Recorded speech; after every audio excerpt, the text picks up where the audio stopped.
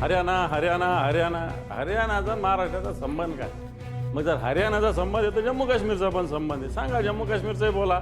जर जागा वाटपामध्ये काँग्रेसशी काही मतभेद झाले आणि तुम्हाला पाहिजे तेवढ्या जागा मिळाल्या नाहीत तर तुम्ही काही वेगळी भूमिका घेणार का? ते अपेक्षा तर मला तर 288 लढावं वाटतं. मला माझ्या पक्षात तर मला असं वाटतं 288 जागा लढाव्या. पण ठाणे आणि कोकण हे शिवसेनेचे बालेकिल्ले आहेत आणि तिथे लोकसभेला शिवसेनेचं खूप मोठं नुकसान झालं आणि मोठी किंमत उद्धव ठाकरेंच्या शिवसेनेला मोजावी लागलेली आहे. एकनाथ शिंदे किती जागा लढतात तिथे? त्यांची एक जागा, सरनाईकांची एक जागा तर भाजप लढते तिथलं. महामूर पैशाचं नुसतं धबधबा तिथं वाढतोय. सगळे लोक खरेदी केले जातात. मनोज जरांगे वारंवार उपोषण करतात, वारंवार आंदोलनं करतात. अशाने तोडगा कसा निघेल? तुमचं त्यांच्याशी काय बोलणं झालं? नाही, मी मराठा समाजाचा नेता नाही, मी शिवसेनेचा नेता आहे. लक्षात ठेवा, मी मराठा समाजाचा नेता नाही, मी शिवसेनेचा नेता आहे. ठीक आहे, मी मराठा समाजाचा आहे, पण मी नेतृत्व शिवसेनेचं करतोय, सुस्पष्ट आहे. विधान परिषदेमध्ये बरीच खडाजंगी झाली प्रसाद लाड आणि तुमच्यामध्ये, आणि त्या खडाजंगीमध्ये अश्लील भाषा वापरली गेली. तुम्हाला आता कुठेतरी या घटनेबद्दल वाईट वाटतं, पश्चाताप होतो? जगतो हिंदुत्व म्हणून, हिंदू म्हणून जगतो. हे फक्त हिंदू म्हणून राजकारण करतात. आम्ही हिंदू म्हणून राजकारण करणार नाही. धर्मवीर 1 आणि धर्मवीर 2 सिनेमे पाहिलेत का? धर्मवीरांचं नाव देऊन स्वतःचा प्रचार केला गेलाय. मला वाटतं ही धर्मवीराची फसवणूक. तेव्हाच कुठे एकनाथ शिंदे साहेब होते? कुठे होते ते? सगळ्यात मराठवाड्यातल्या तरुणांना सुद्धा जगाबरोबर जायचंय. तंत्रज्ञानाची प्रगती आहे, नोकरी हवी आहे, रोजगार हवा आहे. यासाठी काय केलं पाहिजे? नमस्कार, मी आरती कुलकर्णी. वन इंडिया मराठीमध्ये तुमचं खूप खूप स्वागत आहे. महाराष्ट्राच्या निवडणुकांच्या निमित्तानं आम्ही एक विशेष सिरीज करतोय, महाराष्ट्राच्या मनात काय. आणि या सिरीज मध्ये आजचे आपले पाहुणे आहेत शिवसेनेचे फायर ब्रँड नेते अंबादास दानवे. खूप खूप स्वागत आहे तुमचं. जय महाराष्ट्र, नमस्कार. सर, विधान परिषदेचे विरोधी पक्ष नेते आहेत आणि तुम्हाला माहिती आहे की विरोधी पक्ष नेते पद हे मुख्यमंत्री पदाच्या दर्जाचं पद असतं आणि त्याच्याबरोबरच शिवसेनेचे खास नेते म्हणून सुद्धा त्यांची ओळख आहे. सर मराठवाड्यातले आहेत, मराठवाड्याबद्दल बोलणार आहोत, राज्याबद्दल बोलणार आहोत आणि शिवसेनेबद्दलच बोलणार आहोत. सर, पहिला प्रश्न म्हणजे हरियाणाचा विधानसभा निवडणुकांचा निकाल लागला आणि त्या धक्क्यातून अजून बरेच जण सावरलेले नाहीयेत. हरियाणामध्ये नेमकं असं का झालं? हे महाराष्ट्रात सुद्धा होणार का? असे प्रश्न लोकांच्या मनात आहेत. तुम्हाला किती धक्का बसलाय? हरियाणा आणि महाराष्ट्र याच्यात फरक आहे. निश्चित हरियाणामध्ये जनमत भारतीय जनता पार्टीच्या विरोधात होतं. मताची आकडेवारी किंवा टक्केवारी बघितलं तर काँग्रेस आणि भारतीय जनता पार्टी फार 0.60-62 इतका फरक आहे. म्हणजे 1% सुद्धा फरक नाही आहे, परंतु सीटचा फरक मोठा आहे. परंतु हरियाणाचं वातावरण, हरियाणाच्या निवडणुका आणि महाराष्ट्र याच्यात फरक आहे. हरियाणा तसं बघितलं तर दिल्लीला लागून आहे. सगळ्या राजधानीचे परिणाम त्याच्यावर होत असतात. मुंबई आणि महाराष्ट्र एक स्वतंत्र मानण्याचं राज्य आहे. छत्रपती शिवरायांच्या विचाराचं आहे, महात्मा ज्योतिबा फुलेंच्या विचाराचं आहे, डॉक्टर बाबासाहेब आंबेडकरांच्या विचाराचं आहे. त्यामुळे हा महाराष्ट्र यांनी भल्याला पाणी पाजलेलं आहे. त्याच्यामुळे मला 100% मी सांगेल की हरियाणा निवडणूक आणि महाराष्ट्र निवडणूक याच्यात कमालीचं अंतर आहे. आणि तिसरं, तिथं मतदार तरी किती आहेत. पण सर, आपण महाविकास आघाडीकडे येऊया. गेले कित्येक दिवस काँग्रेस आणि शिवसेनेमध्ये बरेच मतभेद चाललेले आहेत. जागा वाटपावरून मुख्यमंत्री कोण होणार याची सुद्धा चर्चा आहे. तिकडे असं म्हटलं जात आहे आधी सरकार तर येऊ द्या, मग मुख्यमंत्री पदाबद्दल बोला.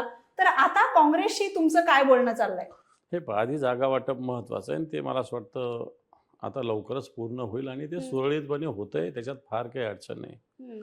बातम्या बाहेर येत असतात मीडियामध्ये, या काही सत्य असतातच, अशातला काही भाग नाही आहे. असं जागा वाटप काँग्रेसचं असं, शिवसेनेचं असं, राष्ट्रवादीचं असं कुठेही काही नाही आहे. अतिशय सामंजस्यानं काही फॉर्म्युले ठरलेले, काही सिस्टीम निवडणुकीच्या वाटाघाटीमध्ये ठरलेली असते, ती 100% फॉलो करावी लागते. आणि तसं जर व्यवस्थित झालं तर मला वाटतं अलायन्स होणं काही अवघड काम नसतं. एकीकडे शिवसेना आणि काँग्रेसमध्ये मुख्यमंत्री पदावरून वाद होता आणि दुसरीकडे शरद पवार सर असं म्हणाले की आता आपल्याला परिवर्तन हवं आहे, मुख्यमंत्री कोण हे आपण नंतर बघू. पण तरी सुद्धा हा वाद संपलेला नाही. पुन्हा वाद कुठेही नाही, अशी कुठेही भूमिका नाही की असं झालंच पाहिजे, असं व्हावं. पण जनरली एक सगळ्या ह्याच्यामध्ये जसं मागच्या वेळेस सुद्धा सरकार आलं होतं, त्यावेळेस उद्धवजी ठाकरे साहेब या सरकारचे प्रमुख होते. ते असावे अशी एक शिवसैनिकाची आणि या महाराष्ट्राच्या जनतेची भूमिका आहे. कारण एक कुटुंब प्रमुख म्हणून उद्धवजी ठाकरे साहेबांना एक महाराष्ट्रात मान्यता मिळालेली आहे. पण समजा जर जागा वाटपामध्ये काँग्रेसशी काही मतभेद झाले आणि तुम्हाला पाहिजे तेवढ्या जागा मिळाल्या नाहीत, तर तुम्ही काही वेगळी भूमिका घेणार का? असं होणारच नाहीये. काँग्रेस काही वेगळी भूमिका घेईल अशातला काही प्रश्न नाहीये. काँग्रेस मागच्या काळामध्ये मागच्या विधानसभेला काँग्रेसच्या 40-42-44 काही जागा निवडून आलेल्या होत्या. त्याच्यापेक्षा थोड्या जास्त होत्या. शिवसेना सगळ्यात मोठा पक्ष होता, नंतर राष्ट्रवादी काँग्रेस होता आणि नंतर काँग्रेस होता. त्याच्यामुळं या सगळ्या विषयाचं गणित निश्चित समोर ठेवलं जात असतं. त्यामुळे जागा वाटपात मला असं वाटत नाही आमच्या मनामध्ये किंवा कोणाच्याही तिन्ही पक्षाच्या मनामध्ये कोणत्याही किंतु परंतु आहे, अतिशय सुरळीत. शिवसेनेच्या बद्दल आपण जेव्हा बोलतो तेव्हा लहान भाऊ कोण, मोठा भाऊ कोण हे प्रश्न येतात. पहिल्यांदा तुमचे हे प्रश्न भाजप सोबत होते, आता हेच प्रश्न तुमचे काँग्रेस सोबत आहेत. म्हणून मी पुन्हा पुन्हा विचारते की 2019चा संदर्भ जर आपण घेतला तर आता चित्र बदललेलं आहे. आता एकनाथ शिंदेकडे 40 पेक्षा जास्त आमदार आहेत. काँग्रेसचे स्वबळावरचे आमदार किती आहेत ते पण आपण बघूया. शरद पवारांची कामगिरी चांगली होतीये. अशा स्थितीमध्ये तुम्हाला किती जागांची अपेक्षा आहे? हे अपेक्षा तर मला तर 288 लढावं वाटतं. मला माझ्या पक्षात तर मला असं वाटतं 288 जागा लढाव्या. पण ते असं थोडी होत असतं राजकारणामध्ये. राजकारणामध्ये सगळं म्हणजे शिवसेनेची इच्छा आहे की राज्यामध्ये स्वतंत्रपणे 288 जागा लढाव्या. एक दिवस तो दिवस येणार आहे. एक दिवस तो यावा असं आमच्या शिवसैनिकाला वाटतं की या राज्यातल्या सगळ्याच्या सगळ्या 288 जागा शिवसेनेला लढाव्या अशी स्थिती आमची निर्माण झाली पाहिजे. नुसत्या लढाव्या नाही तर त्या जिंकण्यासाठी लढाव्या अशा प्रकारची आमची ताकद निर्माण झाली पाहिजे. ही भावना तर आमची आहेच आहे. म्हणजे तुम्ही म्हणताय एक दिवस यावा, तो कधी? म्हणजे या निवडणुकीच्या आधी येणार आहे हा दिवस का नंतर? आता तर नाही. आता जरी आमची ताकद असली तरी आताच्या घडीला महाविकास आघाडी म्हणून आम्ही निवडणूक लढविण्याचा निर्णय घेतलेला आहे आणि त्या निर्णयाप्रमाणे आमचं जागावाटप सुरळीत होईल, प्रचार एकत्र होईल, निवडणूक सुद्धा आम्ही चांगल्या पद्धतीनं जिंकू अशा प्रकारची स्थिती आहेच. बरोबर सर. पण शिवसेनेच्या बाबतीत बरेच मित्र आहेत, बरेच शत्रू आहेत, बरीच आव्हानं आहेत. एकनाथ शिंदेंनी जेव्हा बंडखोरी करून त्यांनी सरकार बनवलं भाजपच्या सोबत, वेगळा गट निर्माण केला आणि त्याच्यानंतर लोकसभेमध्ये असली शिवसेना नकली शिवसेना हा प्रश्न खूप गाजलेला होता. आणि अजूनही सर महाराष्ट्रामध्ये, महाराष्ट्राच्या बाहेर हा गोंधळ कायम आहे. याला तुम्ही कसं सामोरं जाताय? गोंधळ वगैरे काही नाही. कोणत्याही एखाद्या वेड्या माणसाला जर विचारलं शिवसेना कोणाची तर ती बाळासाहेबांची, उद्धव साहेबांचीच लोक सांगतात. आता हे लोक कोर्ट, त्याच्यानंतर निवडणूक आयोग, भारतीय जनता पार्टीची सत्ता यांच्या आशीर्वादाने यांना मिळालं. कोर्टाने जर निर्णय दिला असता आत्तापर्यंत यांच्या नावातून सगळं काढून घेतलं गेलं असतं शिवसेना वगैरे. पण भारतीय जनता पार्टीनं सत्तेचा उपयोग करून निवडणूक आयोग असेल ह्या सगळ्या यंत्रणांना स्वतःसाठी वापरून अशा पद्धतीने शिवसेनेत एक फूट पाडण्याचा प्रयत्न केला. पण झालं काय? भारतीय जनता पार्टीचेच हाल झाले. जी भारतीय जनता पार्टी अलायन्समध्ये 40-42 जागा या लोकसभेत जिंकत होती ती स्वतःच 9 जागेवर येऊन पोहोचलेली आहे. तेव्हा हाल कोणाचे खराब झाले? आमचे थोडी झाले, त्यांचे झाले. लोकसभेच्या वेळेचं चित्र कदाचित वेगळं असू शकतं, आत्ता वेगळं असू शकतं. तुम्ही म्हणता भाजपचे हाल झाले, पण एकनाथ शिंदेची कामगिरी लोकसभेमध्ये खूप चांगली झालेली होती आणि आता असे सर्वे येत आहेत की कदाचित एकनाथ शिंदेचा गट तुम्हाला मागे टाकू शकतो. असं काही होणार नाही. असं काही होणार नाही. एखादा गट कधी पुढे जाऊ शकत नाही. त्याच्यामागे जनतेची ताकद लागते, जनतेची शक्ती लागते, संघटन लागतं. हे संघटन माननीय उद्धवजी ठाकरे साहेबांच्या नेतृत्वाखाली आमच्याबरोबर आहे आणि या संघटन शक्तीच्या बळावर आम्ही या महाराष्ट्रातला एक सगळ्यात मोठा आणि ताकदवान पक्ष, ताकदवान संघटन होण्यासाठी आम्ही सगळे मिळून प्रयत्न पण करतो. संघटना लोकसभेच्या वेळेही तुमच्याकडे होती आणि एकनाथ शिंदेकडेही होती. मग एवढी कामगिरी कशी काय झाली?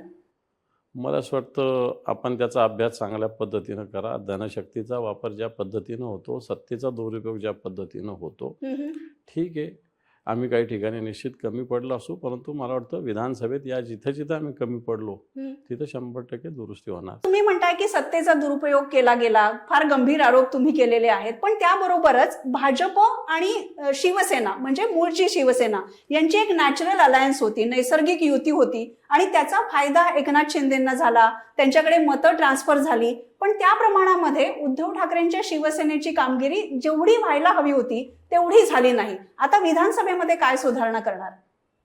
कोण म्हणे जेवढी व्हायला पाहिजे तेवढी झाली नाही? आमचे 9 खासदार निवडून आले.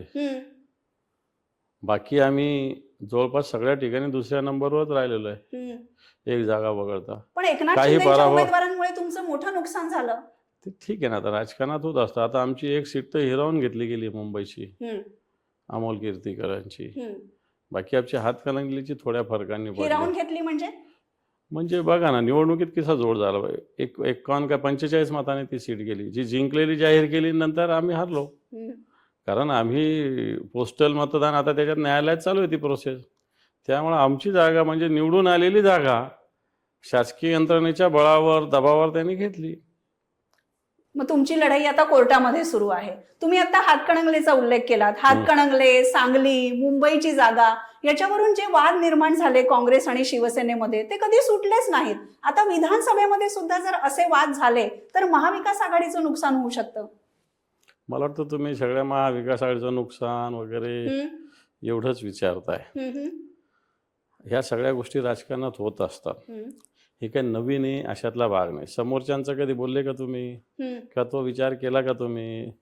भाजपने कित्येक शिंदेचे उमेदवार बदलायला लावले. तिथं काय झालं? शिंदेचं काय झालं? शिंदेबरोबर किती लोक होते, किती जागा भाजपाने दिल्या, याचा तुम्ही कधी विचार केला का?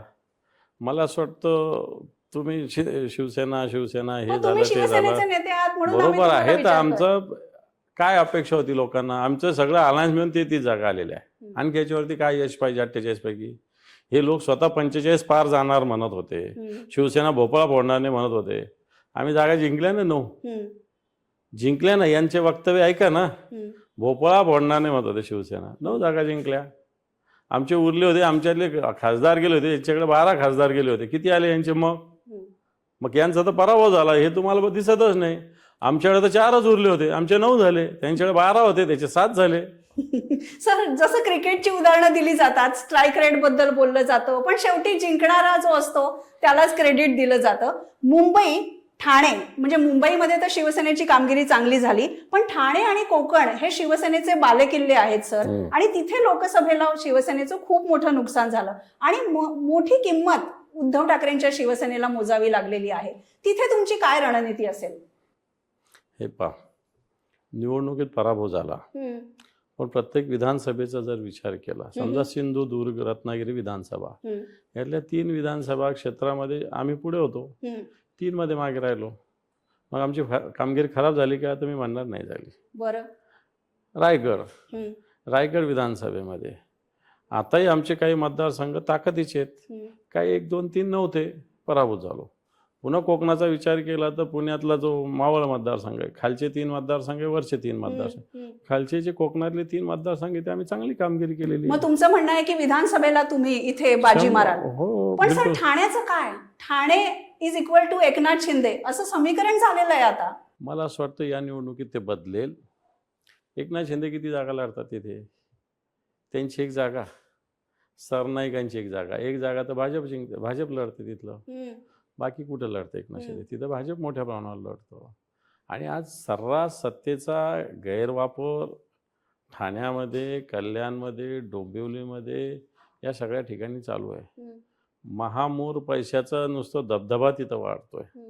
सगळे लोक खरेदी केले जातात. विरोधकांना कायदा याच्यावर वेगळे धाक दाखवून त्यांना आपलंसं करण्याचा प्रयत्न होतो. म्हणजे बेबंदशाही या सगळ्या भागामध्ये. सर, हा तुमचा आरोप आहे, पण हरियाणामध्ये जेव्हा आता काँग्रेस हरलं आणि काँग्रेसने जेव्हा असं म्हटलं की निवडणूक आयोगाच्या मदतीने हे सगळं झालेलं आहे, हे षडयंत्र आहे, तेव्हा सगळेजण असं म्हणालं की काँग्रेस रडीचा डाव का खेळतंय, रणनीती आखली नाही चांगली म्हणून भाजपचा विजय झाला. तर प्रत्येक वेळेस तुम्ही हा आरोप करून शांत बसू शकत नाही ना सर? आम्ही कुठे आरोप केला? आता तुम्ही हरियाणा आणि ठाणे कुठे आले? ठाण्याचा आणि हरियाणाचा काय संबंध? नाही, म्हणजे जो भाजपवर आरोप केला जातो की यंत्रणांचा वापर करून आमचं दमन केलं जातं, पैशाचं वाटप केलं जातं. करतेच. किती भाजपचे किती पैसे पकडले? इथं मुंबईमध्ये पकडले, 40-40, 50-50 लाख रुपये पकडले. एकनाथ शिंदे तर हेलिकॉप्टरमधून पेट्या घेऊन जात होते. काय केलं निवडणूक आयोगाने? सुटकेस बॅग धरून जाते, ते नाही दिसलं तुम्हाला? सुटकेस अशा मोठ्या मोठ्या बॅग घेऊन चालले, त्याचे जड चालता येत नव्हतं त्यांना. तुम्ही आक्षेप नाही घेतला? घेतला ना आम्ही, घेतला आम्ही. आता निवडणूक आयोगाने सगळ्या हेलिकॉप्टर आणि विमान तपासायचा निर्णय घेतला, त्यावेळेस कुठे तपासल्या? मोठ्या बॅग भरून भरून मग ते बॅग कुठे गेल्या? तपासल्या का निवडणूक आयोगाने? नाही तपासल्या. इथं कित्येक मुंबईमध्ये, ठाण्यामध्ये पैसे वाटताना लोक पकडले, कोणावर कारवाई झाली? झालीच नाही. तुम्ही सातत्याने हा आरोप करताय की सत्तेचा वापर होतो, पैशाचा वापर होतो, यंत्रणांचा वापर होतो. तुम्ही कोर्टात पण गेलेला आहात. पण सर, रणनीतीबद्दल पण थोडं बोलूया ना. हरियाणाचे आत्ताच घडलंय म्हणून मी पुन्हा पुन्हा उदाहरण आपण देते. महाराष्ट्र बोलूया. महाराष्ट्रात लोकसभेला 33 जागा जिंकल्या. आम्ही 180च्या आसपास विधानसभा मतदारसंघात पुढे राहिलेलो आहे. हरियाणा आणि महाराष्ट्र काही संबंध नाही आहे. मग तुम्ही जम्मू काश्मीरमध्ये का घ्या, मग काय नाही घेत तुम्ही? ऐकून घ्या. मग तुम्ही हरियाणाचं बोलतो, मग जम्मू काश्मीरमध्ये भाजप हारलं, ते का नाही घेत तुम्ही? भाजपने तर सगळी दुनिया केली. तिथं 370 कलम हटवलं, तिथं वेगवेगळ्या पद्धतीनं लालूच दिली मतदारांना. जम्मूमध्ये जास्त मतदारसंघ केले, काश्मीरमध्ये कमी मतदारसंघ केले, मग तिथं भाजप हारले, ते का नाही बोलत तुम्ही? हरियाणा हरियाणा हरियाणा. हरियाणाचा महाराष्ट्राचा संबंध काय? मग जर हरियाणाचा संबंध आहे तर जम्मू काश्मीरचा पण संबंध आहे. सांगा, जम्मू काश्मीरचंही बोला.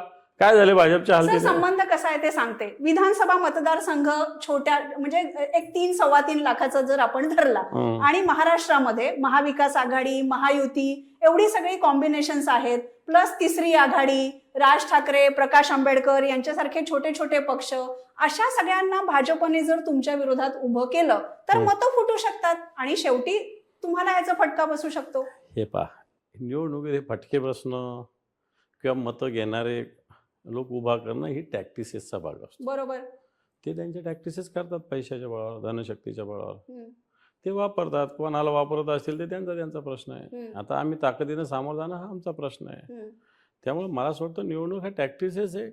ठीक आहे, आता त्यांना तर हरवलं ना आम्ही लोकसभेत. तुम्ही काय गोष्टी करतात? त्यांनी सगळी दुनिया केली ना. तुम्हाला ते लक्षातच येत नाही. तुम्ही हरियाणा घेऊन बसले. आम्ही लोकसभेत हरवलं ना त्यांना. 33 जागा आम्ही जिंकल्या. त्यांनी 9 आणि काय 10-12 जागा जिंकल्या. अजितदादाचं तर एक मोठ्या मुश्किल निवडून आलं, ते दिसत नाही तुम्हाला. तुम्हाला हरियाणा दिसतंय आताच. चर्चा अशी आहे की महाविकास आघाडीला चांगली सरशी मिळणार आहे महाराष्ट्राच्या संपला विषय निवडणुकीत. मग. नाही, पण हरियाणाच्या नंतर असं झालंय की तुम्हाला बेसावध राहून चालणारच नाही. आता ते ठीक आहे, आम्ही आमचं बघू. उलट मला असं वाटतं अशा पद्धतीनं अपयश आल्यामुळे आणखी माणूस शहाणा होत असतो, काळजी घेत असतो. हरियाणाच्या पराभवामुळे निश्चित सगळी खबरदारी काँग्रेस पक्ष घेईल, आम्ही घेऊ. पण तुम्हाला हे दिसतच नाही की आम्ही त्यांना लोकसभेत हरवलेलं आहे. चांगले चांगले नेते हरवलेले आहे. नितीन गडकरी सारखा माणूस 3.5 लाखाचा 1 लाखावर आलेला आहे. रावसाहेब दानवे केंद्रीय मंत्री पडले, कपिल पाटील केंद्रीय मंत्री पडले, त्या पवारताई आपल्या कोण नाशिकच्या त्या केंद्रीय मंत्री पडले. असे मोठे मोठे केंद्रीय मंत्री पडले. भाजपच्या चांगल्या चांगल्या जागा इथं जिंकल्या. उज्ज्वल निकम पाडले इथं. हे सगळे लोक पाडले ना. मग तुम्ही काय सांगता? आमचा पराभव झाला. कसला आमचा पराभव झाला? आम्ही जिंकलो इथे. पण जनतेच्या मनामध्ये आता लाडकी बहीण खूप गाजते आहे. त्याच्याबरोबर बेरोजगार तरुणांसाठी सरकारने योजना सुरू केलेल्या आहेत. महिलांसाठी, वृद्धांसाठी अनेक योजना सरकार करतंय आणि त्या लोकांपर्यंत पोहोचतायत. याला तुम्ही कसं उत्तर देणार आहात? हे पहा, कोणतंही सरकार अशा योजना निवडणुकीच्या तोंडावर जाहीर करत असतं. लाडकी बहीण या सरकारने जाहीर केली असेल. मध्य प्रदेशमध्ये अशीच लाडकी बहीणची योजना जाहीर केली होती. पण मध्य प्रदेशमध्ये फायदा झाला भाजपला. झाला, परंतु आता 9 महिन्याने लाडक्या बहीणचा 1 रुपया सुद्धा दिलेला नाही. मला असं वाटतं राज्याचा विकास हे महत्त्वाचं असलं पाहिजे. तुम्ही आर्थिक फायदा देणार, 1,500 रुपये देणार, परंतु त्या महिलेचं विकासाचं काय? त्या महिलेच्या सुरक्षिततेचं काय? त्या महिलेच्या घराच्या निवाराचा प्रश्न काय? हे सुद्धा महत्त्वाचे. तुम्ही एखादी योजना दिली, 1,500 रुपयात काय होतं? 1,500 रुपयात एखाद्या महिलेचं घर भागतं. 1,500 रुपयामध्ये महिलांचं एखादं कोणतं काम होतं? सिलेंडर आणायचे महिन्याला 2, तर त्याला 2-2,500 रुपये लागतात. आणि त्याच्यामुळे मला असं वाटतं या निवडणुकीच्या साठीच्या योजना आहे, ज्याला जुमलेबाजी भारतीय जनता पार्टी म्हणते, अर्थात या योजनेला तशी जुमलेबाजी असंच म्हणावं लागेल. बरोबर. पण आता महाराष्ट्राची विधानसभा निवडणूक आहे आणि आम्ही बऱ्याच नेत्यांना हा प्रश्न विचारतोय की ठीक आहे, महायुतीचं सरकार उलथवून लावलं पाहिजे, बदल झाला पाहिजे, परिवर्तन झालं पाहिजे, पण तुम्ही महाराष्ट्राला काय देणार आहात की जेणेकरून महाराष्ट्राने तुम्हाला निवडून द्यावं? यांनी काय दिलं? तुम्हीच सांगा मला. यांनी काय दिलं? महाराष्ट्र आर्थिक कर्जाच्या 7,88,000 कोटीचं कर्ज या महाराष्ट्राच्या डोक्यावर हे दिलं यांनी. या महाराष्ट्रात दर जवळपास 26,000 किडनॅपिंगच्या केसेस आहे महिलांच्या 2 वर्षात, हे महाराष्ट्राला दिलं. महाराष्ट्रातला शेतकरी बरबाद झाला हे त्यांनी महाराष्ट्राला दिलं. महाराष्ट्रातल्या शेतकऱ्याला कापसाला सोयाबीनला भाव नाही हे त्यांनी महाराष्ट्राला दिलं. हे सगळं दिलं. मग हे पाहिजे का महाराष्ट्राच्या जनतेला? हे बदलायचं आहे आम्हाला. महाराष्ट्र बेरोजगारीच्या खाईमध्ये लोटला यांनी, हे यांनी केलं. छोट्या छोट्या मुलीवर बलात्कार होतात, हे रोज सहन करतात, हे यांनी केलं. यांचे आमदार पोलीस स्टेशनमध्ये गोळ्या चालवतात, हे यांनी दिलं. हे महाराष्ट्राला पाहिजे का? हे महाराष्ट्राला थोडी पाहिजे. हे आम्ही होऊ देणार नाही, हे आमचं म्हणणं आहे. संपला विषय. तुम्ही मराठवाड्याचे एक खंबीर नेते आहात शिवसेनेचे, त्यामुळे मराठवाड्याबद्दल बोलूया. महाराष्ट्राच्या विधानसभा निवडणुकीमध्ये सर सगळ्यांचं लक्ष मराठवाड्याकडे लागलेलं आहे, ते म्हणजे मनोज जरांगेंच्या आंदोलनामुळे. एकीकडे मराठा आहेत, एकीकडे ओबीसी समाज आहे आणि यांच्यामध्ये एक मोठी दरी निर्माण झालेली आहे. या सगळ्याचा फटका सुद्धा महाराष्ट्रातल्या राजकारणाला, समाजकारणाला बसतोय. तुमची काय भूमिका आहे आरक्षणाबद्दल आणि मनोज जरांगेंबद्दल? हे पहा, मराठवाडा आणि शिवसेना एक नातं अतूट, संवेदनशील आणि भावनिक नातं आहे. बरोबर. मनोज जरांगे पाटलांचं आंदोलन, आरक्षण हा विषय स्वतंत्र आहे. शिवसेना एक स्वतंत्र विषय आहे. शिवसेनेचं एक तळागाळात तिथं जाळं आहे. गाव पातळीवर, बूथ पातळीवर शिवसेनेचं संघटन आहे, ते महाराष्ट्रात आहे. पण मराठवाड्यात एक वेगळं त्याला आणखी ताकद आहे. याला कारणं पण इतिहासात गेलं तर मराठवाड्यात रजाकाराचं राज्य होतं, एक वेगळी दादागिरी होती, वेगळी शक्ती काम करत होती. आणि मग शिवसेना प्रमुखाच्या नेतृत्वाखाली 1985 नंतर मराठवाड्यात गावोगाव शिवसेना वाढलेली. बरोबर. आणि आज ही गावागावात ही शिवसेना पण आहे. मनोज जरांगेंच्या आंदोलनाचं काय सर? विरोधक असं म्हणतात की सत्ताधारी याच्या मागे आहेत, सत्ताधारी म्हणतात नाही नाही विरोधकांनीच मनोज जरांगेंना पुढे करून हे सगळं आंदोलन चालवलेलं असेल. मला असं वाटतं मनोज जरांगे काही विरोधकाचं किंवा सत्ताधाऱ्याचं ऐकतील अशातलं व्यक्तिमत्व नाही. अनेक आंदोलनं ते काय आज आंदोलन करत नाही, ते अनेक वर्षांना वेगवेगळ्या विषयावर आवाज उठवत असतात. आमची अनेक वेळेस भेट झालेली आहे. बरोबर. त्यामुळे मनोज जरांगेंनी मराठा आरक्षणासाठी भूमिका घेतलेली आहे. ही एक भूमिका त्यांनी घेतलेली. मराठवाड्यातल्या जनतेनं या भूमिकेला मोठ्या प्रमाणावर प्रतिसाद दिलेला आहे, हे सत्य आहे. मराठवाड्याचे प्रश्न वेगळे आहेत, पण मनोज जरांगे वारंवार उपोषण करतात, वारंवार आंदोलनं करतात. अशाने तोडगा कसा निघेल? तुमचं त्यांच्याशी काय बोलणं झालं? नाही, मी काय बोलणार, मी भेटत असतो. बाकी बोलणं काय करणार? मी थोडी त्यातला तोडगा काढणारा प्रतिनिधी आहे. तोडगा तर सरकारने काढायचा असतो. पण सर आरक्षणाचा विषय जेव्हा निघतो तेव्हा शरद पवार सर असं म्हणाले की आता 50% वर मर्यादा वाढवायला पाहिजे. राहुल गांधींनी सुद्धा याचा उल्लेख केलेला आहे. आरक्षणावर आणि मराठा आरक्षणावर शिवसेनेची काय भूमिका आहे? वाटतं शिवसेनेची भूमिका मान्य उद्धवजींनी सुस्पष्टपणे मांडलेली आहे. वारंवार ती सांगण्याची आवश्यकता नाही. आरक्षण मिळालं पाहिजे ही भूमिका आहे. पण आरक्षणाची मर्यादा वाढवण्याला तुमचा पाठिंबा आहे का? मग तसंच करावं लागेल ना. कोणाचं काढून कोणाला कसं देणार? त्यामुळं आरक्षणाची मर्यादा वाढवली पाहिजे. आणि आज भारतीय जनता पार्टीचं सरकार या देशात आहे. इथल्या भारतीय जनता पार्टीने, इथल्या सरकारने पुढाकार घ्यावा. अशा पद्धतीनं आरक्षणाची मर्यादा वाढवण्याचं जेव्हा संसदेमध्ये विधेयक येईल, बरोबर, त्याला आम्ही पूर्णपणे पाठिंबा देण्याचा निर्णय माननीय पक्षप्रमुख उद्धवजी ठाकरे साहेबांनी जाहीर केलेला आहे. आणि वाटतं हीच शिवसेनेची भूमिका आहे. सर, पण तुम्ही लोकसभेमध्ये बघितलं असेल मराठवाड्यामध्ये ओबीसी आणि मराठा यांच्यामध्ये एवढी दरी निर्माण झालेली आहे की ह्याने त्यांच्या किराणा दुकानामध्ये जायचं नाही, ह्याने त्याच्यावर बहिष्कार टाकायचा. मराठवाड्यातला हा अनुभव तुमचा कसा आहे? मला असं वाटतं हा खोटा प्रचार काही लोक करतात. यांनी याच्या दुकानात जायचं नाही, यांनी याच्या रिक्षा, हा असा कुठंही नाही. ठीक आहे, निवडणुकीत थोडं बहुत जातीपातीचं नात्यागोत्याचं राजकारण होत असतं. एकाने केलं तर दुसरा त्याला उत्तर देत असतो.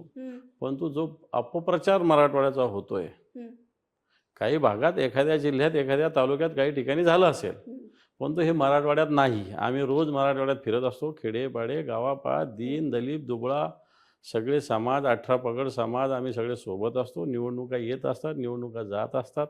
सगळ्या पक्षाचे लोक, असं मी म्हणणार नाही की आमच्याच पक्षाचे, सगळ्या पक्षामध्ये असे लोक काम करतात आणि आम्ही एकत्रित असतो. त्याच्यात निवडणुकीचं राजकारण वेगळं आहे. परंतु जे मराठवाड्याची प्रतिमा बाहेर काही प्रसारमाध्यमाच्या माध्यमातून बदनाम करण्याचा प्रयत्न होतोय, असं माझं स्पष्ट मत आहे. असं ठीक आहे, मराठा आरक्षणाचा मुद्दा आहे, ओबीसींचा मुद्दा आहे, हे आंदोलन निश्चित चालू आहे. परंतु आपण जसं म्हणता की मराठी आणि ओबीसीच्या घरात जायचं नाही, हे असं बिलकुल नाही. सर, पण लेबल लावली जातात बऱ्याच वेळेला. लोकसभेमध्ये जेव्हा पंकजा मुंडे हरल्या तेव्हा एक ओबीसी समाजाच्या नेत्या हरल्या, अशा पद्धतीच्या चर्चा सुरू होत्या. याआधी अशा चर्चा एवढ्या महाराष्ट्रामध्ये होत नव्हत्या. तुमचा मराठा समाजाचे नेते म्हणून काय अनुभव नाही, आहे? मी मराठा समाजाचा नेता नाही, मी शिवसेनेचा नेता आहे, लक्षात खरंय. ठेवा. हम्म, मी मराठा समाजाचा नेता नाही, मी शिवसेनेचा नेता आहे. ठीक आहे, मी मराठा समाजाचा आहे, हम्म, पण मी नेतृत्व शिवसेनेचं करतो हे सुस्पष्ट आहे. हम्म. आणि त्यामुळं मी सगळे जातीचे, सगळ्या धर्माचे, सगळे बांधव हे शिवसेनेत आहे, त्यांचं नेतृत्व आम्ही करतो. हम्म. एखादी पंकजाताई हरली असेल म्हणजे म्हणून एक उदाहरण जातीवाद दिलं. झाला, मग इतक्या दिवस पंकजाताई, याच्या आधी प्रीतमताई जिंकली, हम्म. मग त्यावेळेस का नाही बोलले? गोपीनाथ मुंडे साहेब जिंकले, त्यावेळेस कोणी का नाही बोललं? हम्म. ठीक आहे, एखाद्या निवडणुकीला पराभव झाला असेल म्हणून जातीवाद झाला कसं म्हणता तुम्ही? गोपीनाथ मुंडे साहेब पण जिंकले, पण सर, मग या मराठा मग विरुद्ध मग मग ओबीसी. मग जातीवाद झाला का? तर नाही झाला. प्रीतम मुंडे जिंकल्या, जातीवाद झाला का? तर नाही झाला. आताच कसा काय तुम्ही जातीवाद झाला म्हणता? हम्म, मला असं वाटत नाही. आणि एक पंकजाताईची एक निवडणूक हम्म. म्हणून जातीयवाद मराठवाड्यात नाही, आहे हे असं उदाहरण बिलकुल नाही. झालं. पण हं. मी आता तुमच्याबद्दलचाच प्रश्न विचारते. जर लोकसभेमध्ये चंद्रकांत खैरे सरांच्या ऐवजी तुम्ही उभे राहिला असतात हं. तर शिवसेनेला ती जागा मिळाली असती संभाजीनगरची, असं बोललं जातं. यावर तुमचं काय म्हणणं आहे? हा पक्षाचा निर्णय असतो, कोणी लढायचं. हम्म, मी एक बाळासाहेबाचा विचाराचा शिवसैनिक आहे. पक्षप्रमुख जो निर्णय देईल तो मानणं माझं काम आहे. माझी इच्छा होती, हम्म, मला नाही दिली गेली, हे मी स्पष्टपणे बोलून पण दाखवलेलं आहे. परंतु मला तर वाटतं तो विषय संपलेला आहे. तो विषय संपलेला आहे. संघटनेत आता सगळ्या ठिकाणी नवनवीन संधी दिली पाहिजे, असं आमचं सगळ्यांचंच मत आहे, माझं पण मत आहे सगळ्या ठिकाणी. उद्या समजा माझ्या जागेवर दुसरा, दुसऱ्याच्या जागेवर तिसरा, ही तर प्रोसेस संघटनेत असली पाहिजे. मीच एका जागेवर किती दिवस राहणार? हम्म. हळूहळू एकेकाला एक एक पायरी पुढे चालून नंतर ती पायरी उतरावी लागते, असं माझं स्पष्ट मत आहे. पण तुम्ही म्हणताय की तुमची इच्छा होती शिवसेनेचे नेते म्हणून. हम्म. पण जेव्हा केव्हा तुम्ही उमेदवार उभे कराल मतदारसंघामध्ये तेव्हा जातीय, सामाजिक, धार्मिक सगळी समीकरणं तुम्हाला लक्षात घ्यावी लागणार आहेत. याच्याबद्दल काय म्हणणं आहे तुमचं? असं आम्ही करत नाही. जे तुम्ही खैरे साहेबांचं पण नाव घेतलं, निवडणुकीची रणनीती म्हणून करावं नाही लागतं. नाही नाही, काही गरज नाही त्याची. आता चंद्रकांत खैरे उभे होते, 3 लाख मतं घेतले ना, मग त्यांच्या जातीचे मतं आहेत का ते? त्यांच्या जातीचे 50, 100, 200 मतं पण नाही आमच्या इथं. मग मग तुम्ही कसं बोलणार? 3 लाख मतं घेतली त्यांनी, मग पण त्यांची हरले. ठीक आहे ना. पण मताचं जर गणित केलं तर त्यांच्या जातीचे आहेत का मतं तेवढे? त्यांच्या जातीचे 500 मतं पण आमच्या इथं नाही. बरं, सोडून द्या, चला हारले यावेळेस, पण याच्या आधी 4दा जिंकले, मग काय जातीवर जिंकले ते? शिवसेना म्हणून जिंकलेले ते. पण तुम्हाला असं वाटतं जर तुम्ही उभे राहिला असतात तर नक्की ही जागा शिवसेनेकडे आली असती? हे बघ, आता याच्याविषयी मी बोलणं आत्ताच्या घडीला योग्य नाही. हा विषय संपलेला आहे. पण तुमचं अनालिसिस काय? हे बघ, कोणताही उमेदवार मी जिंकू शकतो असंच म्हणत असतो. कोणता उमेदवार तुम्हाला भेटला का आत्तापर्यंत? नाही नाही, मी हरणार आहे तरी मला उमेदवार असं कोणी म्हणत असतं का? सगळेच मी जिंकणार म्हणत असतं. मी म्हणतो मी जिंकलो असतो, पण बरोबर. शेवटी जनतेच्या हातात असतं या सगळ्या गोष्टी. सर, आपण पक्षाच्या राजकारणाबद्दल बोललो, पण मराठवाड्याचा जर विचार केला तर तुमचे बरेचसे मित्र जे आधी शिवसेनेमध्ये होते ते मराठवाड्यामध्ये आहेत, संजय शिरसाट यांच्यासारखे, आणि तुमच्या आणि त्यांच्या बऱ्याच वेळा चकमकी घडत असतात. एकनाथ शिंदे विरुद्ध शिवसेना उद्धव ठाकरेंची, यांच्यामध्येही चकमकी घडत असतात. मराठवाड्यामध्ये यावेळेस हेच चित्र पाहायला मिळणार का? तुम्ही हे आव्हान कसं पेलणार? बाळासाहेबांच्या आशीर्वादानं आव्हान पेलं अवघड काम नाही, हे पण सांगतो मी तुम्हाला. आणि मी काही व्यक्तिगत कोणाचं आव्हान असं मी मानत नाही, कारण मी एक विचारानं, शिवसेना प्रमुखाच्या विचारानं काम करणारा शिवसैनिक आहे. पण संजय शिरसाट काहीही बोलले की तुम्हाला विचारलं जातं. अलीकडेच ते म्हणाले की भाजपनं आम्हाला मुख्यमंत्री पदाची ऑफर दिली होती पण पुढे काहीच झालं नाही. मग तुम्हालाच प्रश्न विचारण्यात आला. ठीक आहे, आम्ही एकाच ठिकाणी राहतो म्हणून मला विचारलं जात असेल आणि तो योगायोग असेल, परंतु ते त्यांच्या पक्षाची भूमिका मांडतात, मी माझ्या पक्षाची भूमिका मांडतो, एवढंच याचा अर्थ आहे. बाकी मला असं वाटत नाही की ते माझ्या विरोधात बोलतात किंवा मी त्यांच्या विरोधात बोलतो. ते त्यांच्या पक्षाची भूमिका मांडतात, मी माझ्या पक्षाची भूमिका मांडतो, एवढंच. तुम्ही म्हणालात की एका जातीचा मी नेता नाहीये आणि शिवसेनेचं असं राजकारण कधीही नव्हतं. बिलकुल. पण दुसरा एक मुद्दा आहे धर्माचा.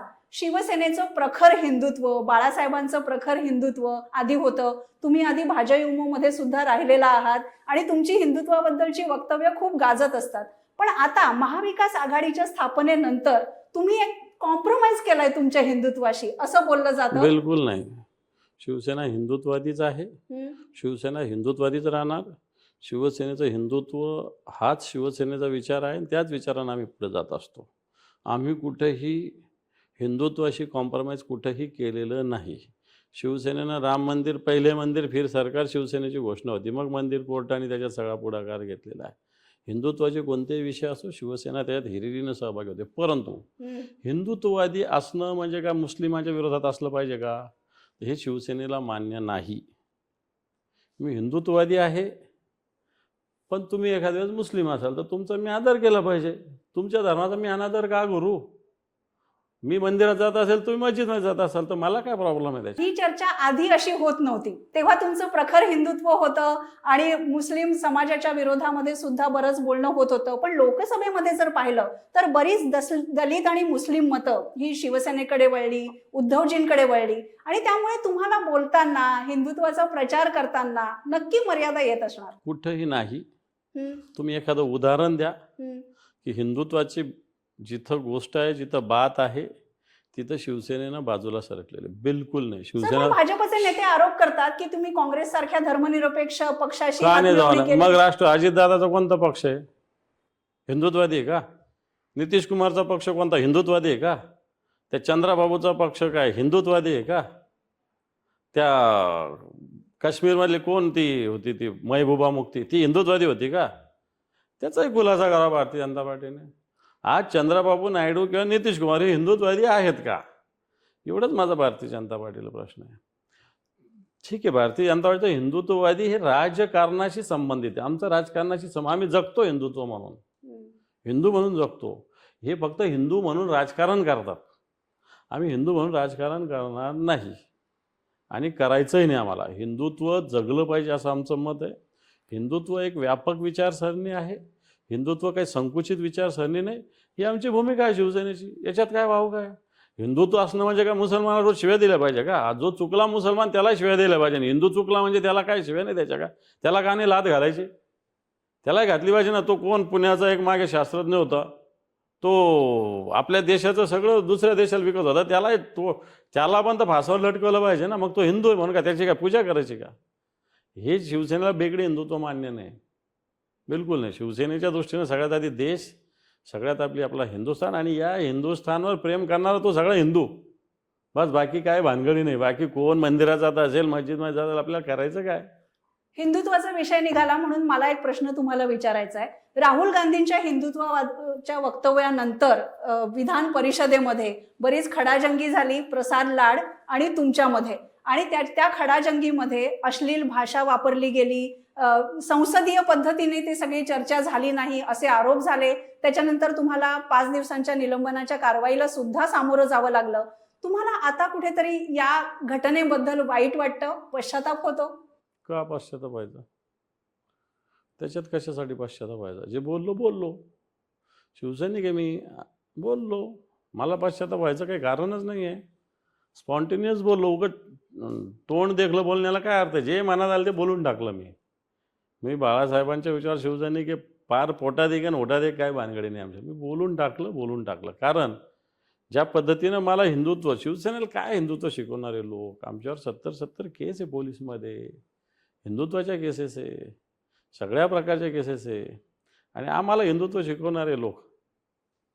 पण तुम्हाला असं नाही वाटत की तुमचा जो मुद्दा आहे तो तुम्ही वेगळ्या पद्धतीने मांडू शकला असतात? विरोधी पक्ष नेते आहात तुम्ही विधान परिषदेचे, आणि लोकांची अशी प्रतिक्रिया उमटली की आमचे प्रतिनिधी जर प्रतिनिधी गृहात असं बोलणार असतील तर आम्ही कुणाकडे बघायचं?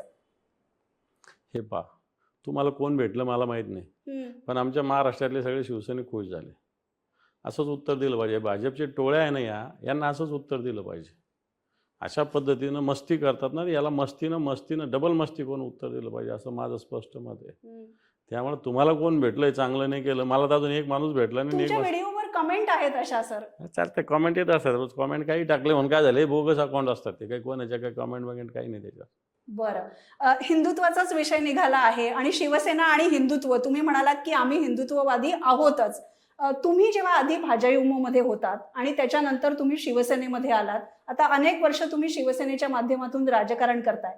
बाळासाहेब ठाकरेंची आणि तुमची पहिली भेट कधी झाली, तुम्हाला आठवतंय का? हे बा, मी आता शिवसेनेचं काम 30 वर्षापासून. बरोबर, 30 वर्ष. माझं वय आता 53-54 आहे. म्हणजे मी वयाच्या 23व्या-24व्या वर्षातून शिवसेनेचं काम करतो. मधला काळ माझा 1-2 वर्षाचा विद्यार्थी परिषद वगैरे गेलेला. पण मी काही त्याचा फार जुना कार्यकर्ता होता असं काही भानगड नाही. ठीक आहे, काही लोकांबरोबर जाणं येणं असं सगळा विषय होता. पण भाजपशी अजून जवळीक आहे तुमची? नाही, काय संबंध नाही. आता रोज तर भाजपावरच टीका करतो ना मी. आता कसली जवळीक आहे? भाजपशी जवळीक असायचं काय कारण? पण हे तुम्हाला पहा, बाळासाहेब पण ठाकरे पण पण एक काही जे लोक असतात, आता माझा राजकीय विरोध आहे ना. मी काही कोणाला दुश्मन समजत नाही, विरोधक समजतो. वैचारिक विरोधक मी समजतो. मग कोणी असेल, आपल्या महाराष्ट्राचा विचार केला तर आता महाराष्ट्रात भाजपचे नेते देवेंद्रजी असेल, ठीक आहे, त्यांच्या धोरणाला मी विरोध करतो, टीका करतो, टिप्पणी करतो. पण तो व्यक्तिगत ते भेटल्यावर काय मी शिवीगाळ करू का त्यांना? एक आपल्या ज्या महाराष्ट्राची परंपरा आहे ती मी सांभाळलीच पाहिजे. ते माझं पण कर्तव्य आहे, त्यांचं पण आहे आणि माझं पण आहे. देवेंद्रजींसारख्या नेत्यांशी तुमचे खूप चांगले संबंध आहेत. एकनाथ शिंदेशी होते. आता आम्ही, कारण त्यांनी ज्या पद्धतीनं शिवसेना पुढे नाही केलं तर आमचं शिवसैनिक आम्ही नाराज आहे, बिलकुल नाराज आहे आम्ही. त्याच्यामुळं देवेंद्रजीशी मी जेवढ्या मोकळेपणाने बोलू शकतो ते त्यांच्याशी नाही बोलत. पण जेव्हा तुम्ही समोरासमोर येता तेव्हा काय रिॲक्शन असते? तुम्ही म्हणालात की राजकारणामध्ये व्यक्तिगत द्वेषाच्या पलीकडे जायला पाहिजे. ते नेते राहिलेले रामराम श्यामश्याम नमस्कार एवढं तर करावा लागतो, तो करतो आम्ही एकमेकांना, बस. पण बाकी जे आधी ते नेते असताना आम्ही एकमेकांशी ज्या सगळ्या गप्पा गोष्टी करतो ते आता काही करण्याचा प्रश्नच येत नाही. पण सगळ्यांच्या मनामध्ये प्रश्न आहे सर हा, की शिवसेना एक कुटुंब आहे आणि त्या कुटुंबामधले जेव्हा सदस्य असे विभागले जातात तेव्हा काय काय अडचणी निर्माण होतात, काय आव्हानं होतात? मला असं वाटतं त्या वेदना त्या शिवसैनिकांनाच माहिती असतात. कारण आम्ही एकत्र राहणारे, एकत्र फिरणारे, एकत्र एका ताटात जेवणारे लोक आज एकमेकांच्या विरोधात ज्या पद्धतीनं लढतो, वेदना होत असतात, परंतु त्याला कारणं पण असतात ना. ह्या वेदना तर सहन कराव्या लागतात. कारण आता आमच्या जिल्ह्याचा विचार केला तर समजा संदीपान भुमरे, संजय शिरसाट, प्रदीप जयस्वाल, आम्ही सगळे लोक एकत्र राहायचो, एकत्र फिरायचो, एकत्र पक्षाचे कार्यक्रम करायचो. पण आता ते विरोधात गेले तर मला त्यांच्या विरोधात भूमिका घ्यावीच लागेल. त्याच्यात मी भावनेत अडकून कसं जमणार आहे? बरोबर. कारण शेवटी मला तर माझा पक्ष, माझी शिवसेना, माझं नेतृत्व यांच्या ज्या भूमिका आहे त्या प्रभावीपणे मांडावं लागेल. यांनी ज्या पद्धतीनं आपल्या पक्षाशीच हे केलं, कारण पक्षाने एवढं मोठं करून, तर त्याच्यावर तर मला भूमिका घ्यावीच लागेल. पण बरोबर आहे, तुम्ही एकनाथ शिंदेच्या बद्दल बोललात, तुम्ही बरीच नावं मराठवाड्यामध्ये घेतलीत, पण तरी सुद्धा सर राजकारणामध्ये पूर्णपणे भावना बाजूला ठेवून आता शिवसेना हे राजकारण करते का? असं नाही होत कधी. कोणताच पक्ष अशा भावना बाजूला नाही ठेवू शकत. भावना असतातच ज्याच्या त्याला, परंतु आपली जी राजकीय भूमिका ती सुद्धा प्रभावी मांडावीच लागते. एकनाथ शिंदे आणि आमदारांना जशा ऑफर्स आल्या भाजपच्या, तशा तुम्हाला आल्या का आणि तुमचा काय प्रतिसाद होता? मला वाटतं मीडियावर सगळं चालू होतं लोकसभेच्या वेळेस. तिकीट घ्या, तिकीट अंबादाने तिकडे जाणार, हे करणार, ते करणार. नाही, लोकसभेच्याही आधी. आता त्या गोष्टी कॅमेऱ्यासमोर नसतात सांगत ना. कॅमेऱ्यासमोर थोडी सांगत असतात अशा गोष्टी. पण शिवसेनेचे आणि उद्धव ठाकरेंचे निष्ठावान कार्यकर्ते, नेते अशी तुमची ओळख आहे. मी मगाशी बाळासाहेब ठाकरेंच्या बद्दल विचारत होते, तुम्हाला बाळासाहेबांच्या बरोबर काम करावं असं का वाटलं? हे बघ, शिवसेना प्रमुखाचं हिंदुत्व येतं अट्रॅक्शन होतं. मी ज्या काळात शिवसेनेचं कामाला लागलो त्यावेळेस मी 23-24व्या वर्षाचा होतो. जस्ट मला वाटतं माझं कॉलेज पोस्ट ग्रॅज्युएशन माझं होत आलं होतं, फायनल इयर. आणि त्यावेळेसपासून मी शिवसेनेचं काम करतो. याला कारण शिवसेना प्रमुखाचं हिंदुत्वची भूमिका. कारण मी राहतो संभाजीनगर. या संभाजीनगरामध्ये जी स्थिती होती ती स्थिती जर बघितली 1986च्या आधीची, तर अतिशय रजाकाराला लाजवल अशी स्थिती होती. शिवसेना आल्यापासून ही स्थिती संपलेली आहे, शिवसेनेनं संपवलेली आहे. याला कारण शिवसेना प्रमुखाचा विचार आहे. आपण शिवसेना प्रमुखाचा विचार आहे तर एक अट्रॅक्शन होतंच. मग शिवसेना प्रमुखाशी मला आठवतं मी 1996 का 97ला प्रत्यक्ष भेट, पहिल्यांदा माझी भेट 96 की 97ला जुनं शिवसेना भवन होतं तिथे झाली होती. तुम्ही बाळासाहेब ठाकरेंकडून काय शिकलात? उद्धव ठाकरेंच्या बद्दल तुम्हाला काय वाटतं? आणि आदित्यजींबद्दल पण सांगा. हे बघा, शिवसेना प्रमुख तर आमचं दैवत आहे. शिवसेना प्रमुखाचं दर्शन झालं म्हणजे या जगातलं सगळं काही मिळालं.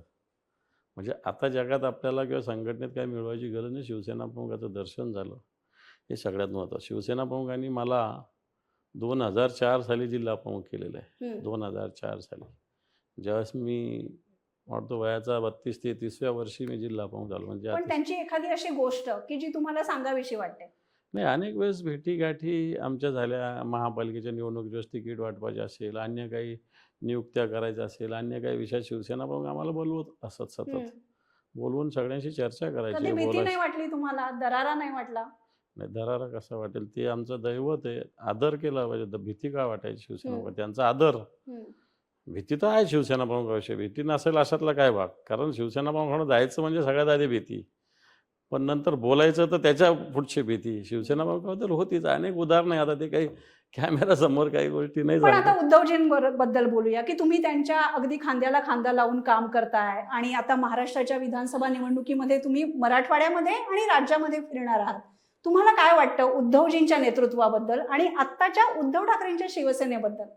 हे पहा, उद्धवजींचं नेतृत्व, उद्धवजी ठाकरे साहेब आणि शिवसेना प्रमुख याच्यात या सगळ्या याच्यात फरक निश्चित आहे. हम्म.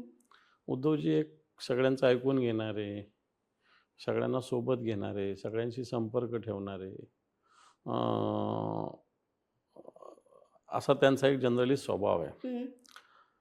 परंतु संघटनेप्रती तेवढंच निष्ठा, संघटनेप्रती सर्वसामान्य शिवसैनिकाप्रती तेवढाच आदर हा सुद्धा उद्धवजींचा मोठं वाटतं. आणि ते सगळं करत असताना सगळ्यांशी संपर्क, सगळ्यांशी बोलून, सगळ्यांना विचारात घेऊन या सगळ्या गोष्टी करत असतात. तर शिवसेनेमध्ये अनेक बंड झाली. आधी हो. नारायण राणेंचं झालं, तेव्हा तर बाळासाहेब ठाकरे पण होते, नंतर राज ठाकरेंचं झालं आणि आता हे एकनाथ शिंदेचं मोठं बंड झालं. तुम्हाला काय वाटतं या बंडांच्या आधीचे उद्धवजी आणि आता एकनाथ शिंदे बाहेर पडल्यानंतर लढणारे उद्धवजी, काय फरक वाटतो? बिलकुल लढणारेच उद्धवजी आहेत. कारण नारायण राणे गेल्यानंतरही उद्धवजींनी संघटना सांभाळली. राज ठाकरे गेल्यानंतरही त्यांनी सांभाळली. नंतर शिवसेना प्रमुख गेल्यानंतर शिवसेनेचं काय होणार अशा प्रकारचे सुद्धा काही लोक बोलत होते. पण तो 2014च्या इलेक्शनला युती तुटल्यानंतरही 64-65 आमदार त्या शिवसेनेचे निवडून आले होते. शिवसेना प्रमुख नव्हते आणि भाजपची युती तुटली होती. त्यानंतरही उद्धवजींच्या नेतृत्वाने हा करिश्मा केलेला होता. आणि आजही तसं पाहायला गेलं तर उद्धवजी ठाकरे साहेब हे जे 40 लोक पळून गेले ना, यांना ओढून आणणं काही अवघड काम नव्हतं. कारण राज्याचा मुख्यमंत्र्यांनी ठरवलं असतं ते 1 मिनिटात यांना धरून उचलून आणून टाकता आलं असतं. परंतु उद्धवजी ठाकरे साहेबांनी हे सगळं टाळलं. कारण त्यांनी सांगितलं, ज्यांना मनाने जो माझा नाही तर त्याला शरीराने माझ्यासोबत मी कशाला ठेवू. कित्येक लोक तर बसलेले गेले, त्यांना ठेवलं असतं आम्ही उचलून कुठंतरी, तर काय केलं असतं त्यांनी? पण आमदार परत आलेच नाहीत. नाही सांगतो ना मी, म्हणजे हे गेल्या त्यावेळेस तर संख्या कमी होती. जे आमच्या बैठकीत आदल्या दिवशी रात्री होते, दुसऱ्या दिवशी सकाळी होते, ते सुद्धा उद्धवजीने उचलून ठेवू शकले असते. ते त्यांना जर खुर्ची वाचवायची असती तर. तुम्हाला या बंडाबद्दल कळलं तेव्हा काय वाटलं? पण त्यांची भूमिका अशी होती की ज्यांनी मनाने ज्यांना आपल्याला स्वीकारत नाही, ते शरीराने आपल्याला याच्यात स्वीकारण्यात आपल्याला रस नाही. ज्याला जायचं त्याला दरवाजे उघडे आहेत, ही भूमिका उद्धवजींची होती. पण आता सर सगळ्यांच्या मनात प्रश्न आहे, चर्चा आहे की पुन्हा एकदा उद्धव ठाकरेंची शिवसेना भाजप बरोबर जाऊ शकते का? एकनाथ शिंदेच्या बरोबर गेलेले आमदार परत आले तर त्यांना शिवसेना परत घेणार का? हे भाजी भारतीय जनता पार्टी, ज्या भारतीय जनता पार्टीचे आता नेते आहेत नरेंद्र मोदी, यांना गुजरातच्या मुख्यमंत्री पदावरून काढत होते, त्या शिवसेना प्रमुखांनी त्यांना वाचवलं. मोदी गया तो गुजरात गया अशा प्रकारची भूमिका मांडली होती. अटलजी, अडवाणीजी सारखे मोठं नेतृत्व मोदींना गुजरातच्या मुख्यमंत्री पदावरून काढणार होते, तेव्हाच शिवसेना प्रमुखांनी भूमिका घेतली होती. अशी भूमिका ज्यांनी घेतली तीच व्यक्ती शिवसेना संपवण्यासाठी प्रयत्न करते. शिवसेनेच्या पक्षप्रमुखावर काय काय बोलते इथं येऊन, या महाराष्ट्रात येऊन. मला वाटतं अशांबरोबर जावं असं कोणाचं मन पण नाही. त्याला उत्तर उद्धवजी पण देतात. औरंगजेब, दिलंच पाहिजे, गुजरातचे दिलंच पाहिजे. आम्ही असं गुजराती वगैरे नाही बोलत आहे आम्ही, परंतु दिल्लीहून चालून येणारा औरंगजेब पण आला होता ना, तर हे तसेच चालून येतात, पण महाराष्ट्राने वापस पाठवले ना, ही भूमिका घेतो. त्यामुळं असं काही. पण महाराष्ट्रामध्ये असं म्हटलं जातं की शिवसेना आणि भाजपच्या भांडणामध्ये महाराष्ट्राचं मोठं नुकसान झालं. महाराष्ट्राचं नुकसान तर आत्ताच्या घडीला होतंय. हे जे लोक सगळे गद्दार आमच्यातले गेलेले आणि भारतीय जनता पार्टी हे एकत्र होऊन तर महाराष्ट्राचं नुकसान करतंय. अमित शहा इथं आले, काय बोलले? महाराष्ट्राच्या हिताचं बोलले? महाराष्ट्राचं हित कसं होणार नाही असंच बोलले ना. आज इथलं कोणतं भारतीय जनता पार्टी नेतृत्व? देवेंद्र फडणवीसांचं नेतृत्व तरी होऊ देते का भारतीय जनता पार्टी? काय हातात आहे देवेंद्र फडणवीसांच्या आता? काय हातात काय आहे त्यांच्या? आता भारतीय जनता पार्टीचं केंद्रीय नेतृत्व देवेंद्रजींना सुद्धा काम करू देत नाही असं माझं मत आहे. आणि तेव्हा भारतीय जनता पार्टीला नेतृत्वच नको आहे राज्यामध्ये, महाराष्ट्रात तर मुळीच नको आहे. आणि म्हणून भारतीय जनता पार्टी अशा पद्धतीनं राज्यातलं नेतृत्व सुद्धा नेस्तनाबूत करण्याचं काम करते. केले नाही का? कित्येक केले. आता तिकडे वसुंधरा राजे केलं नेस्तनाबूत ठीक आहे, नेतृत्व. भाजपशी तुमचे मतभेद आहेत, पण जर एकनाथ शिंदेचे आमदार किंवा त्यांचे कार्यकर्ते हे पुन्हा येऊ इच्छित असतील तर तुम्ही त्यांना घेणार का? हे आम्ही जे खालचे कार्यकर्ते यांना आम्ही स्वीकारू शकतो, परंतु हे जे गेलेले गद्दार आहे 40 यांना बिलकुल स्वीकारायचं नाही अशी आमची पूर्णपणे भूमिका आहे. पण तरी सुद्धा जर राजकारणासाठी नाही, काही करावं लागलं, काही नाही. काँग्रेसशी मतभेद झाले, काही हो, गद्दारांना नाहीच. शिवसेना अशी काही संघटना नाही आहे की असं झालं म्हणून यांना हे करायचं. ठीक आहे, काही कार्यकर्ते असतात, एक राजकारणाचा भाग म्हणून त्यांना घेतलं पाहिजे. परंतु हे 40 गद्दार ज्यांनी शिवसेनेला बदनाम केलं, शिवसेनेमुळे निवडून आले आणि शिवसेनाच सोडली, याच्याशी शिवसेना मला वाटत नाही पक्षप्रमुखसुद्धा काही कॉम्प्रोमाइज करते. म्हणजे देवेंद्रजींसारखं नाही नाही नाही. देवेंद्रजीचं नाही खोटं असतं, नाही नाही म्हणजे हो असतं त्यांचं. आमचं शिवसेनेचं तसं नाही. आपण बाळासाहेब ठाकरे, उद्धव ठाकरेंबद्दल बोललो, आता आदित्य ठाकरेंबद्दल बोलूया. मुंबई विद्यापीठामध्ये, सिनेटमध्ये शिवसेनेला, युवा सेनेला चांगलं यश मिळालं आणि आदित्य ठाकरे नेहमी असं म्हणतात की आम्ही जेव्हा आमच्या हिमतीने लढतो तेव्हा खूप चांगलं यश मिळतं. तुमचा आदित्य ठाकरेंसोबत काम करण्याचा अनुभव कसा आहे? एकदम चांगला. मला वाटतं येणाऱ्या काळात या महाराष्ट्राचं एक विजनरी नेतृत्व म्हणून आदित्यजी ठाकरे साहेबांकडे बघितलं पाहिजे. कारण आता जे महाराष्ट्रात तरुण लीडरशिप आहे त्याच्यामध्ये आदित्य साहेबांच्या जवळ पोहोचणारा सुद्धा कोणी नाही आहे.